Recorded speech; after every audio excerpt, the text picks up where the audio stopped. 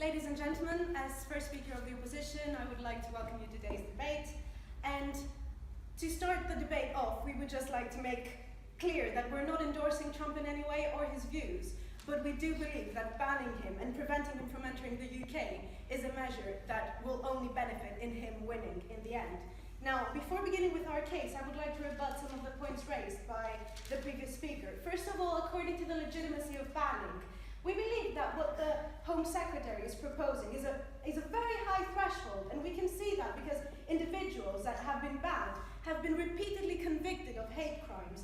And also, if we look at the legitimacy, there was a debate held on this issue, and if we look closely, there wasn't even a vote held at the end of it.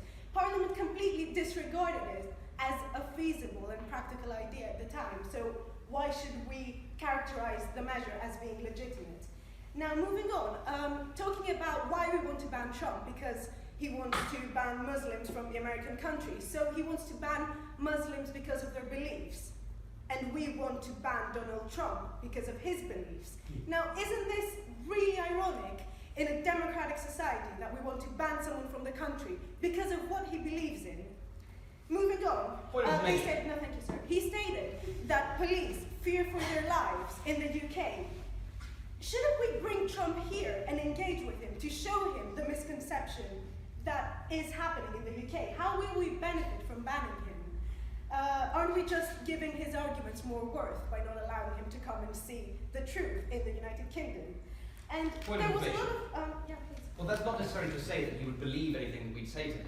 In all of his previous debates, he's been quite adamant about his views and not accepting anybody else's, even when he's been proved wrong. Thank you very much. Yes, he will not believe what we say to him. That is why we should be showing and not saying. And how can we show if we ban him from the UK? There is no way to engage with him rather than just having him count on our word, which he obviously will not believe. Now, talking about divides, we should be considerate that Trump does have supporters, like either we like it or not. And people in the UK live and have extremist views. Aren't we causing a divide between these people? And what about people in society that will be alienated and marginalized, looking at a country that treats people with extremist views as people who should not even be allowed to be in the UK? How will that part of the population feel? No, thank you, sir. Moving on, they stated the importance of putting the UK on the other side of the fence and proving how Donald Trump, how we're not supporting him in any way. But at what cost, ladies and gentlemen? We believe that banning him is not the way to show that we're not supporting him, that there are other ways that will get the message across without the drawbacks of this specific measure.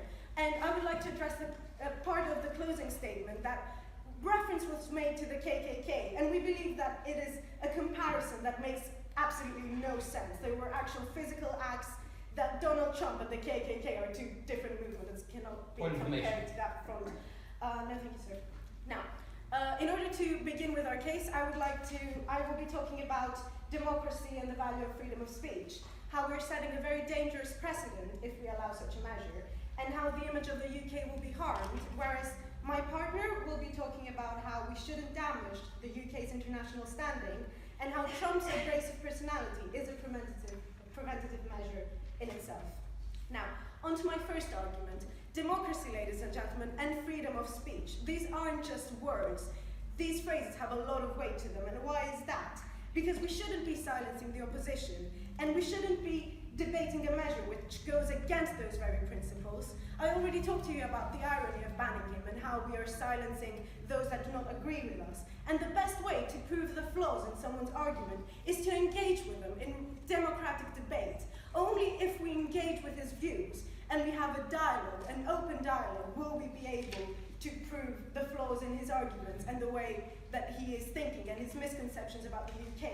So debate is the answer, and not banning the person from the UK. Thank you. Has that ever worked with him before?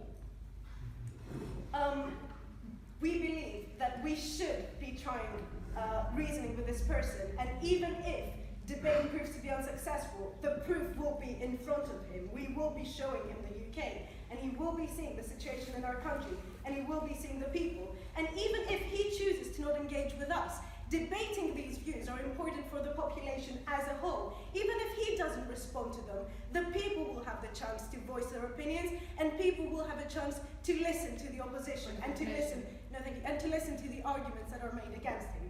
Now, about setting a very dangerous precedent, ladies and gentlemen, we're given a chance to define how we as an open democracy are treating people who say things that we do not agree with. And has a line really been crossed?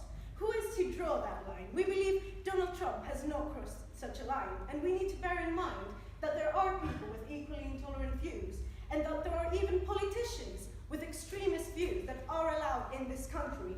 We have allowed leaders who in their countries, homosexuals are killed. It is punishable by death, and we are still allowing these people in the UK. And why is that? Because we are an international community, and we do thrive upon debating these views rather than silencing them altogether. Yeah, people like Vladimir Putin and other world leaders are not up for debate here. We're talking specifically about Donald Trump and what his views are. Thank you very much. I'm using an example in my speech. I believe that is permitted. That if we are allowing other politicians in the country with similar extremist views, then by analogy, we should be allowing Donald Trump to enter. This is the point I'm trying to prove. Now, about the image of the UK being harmed, in an international community, we show weakness. We show that we're not confident in our values, that this man, Donald Trump, poses such a threat that we will not even engage with him, that we choose to shut him out completely, and that we're interfering, at the end of the day, with USA politics. It is up to the American people to judge him and hold him into account during the process of the election. It is not up to the UK to interfere. So, ladies and gentlemen, we believe that Donald Trump should be allowed in the UK. We say let him come. Let him come and see our country, and let us be strong and thrive upon the principles of democracy and freedom of speech. Not be afraid of this man. And if we ban him, then at the end of the day, Donald Trump wins.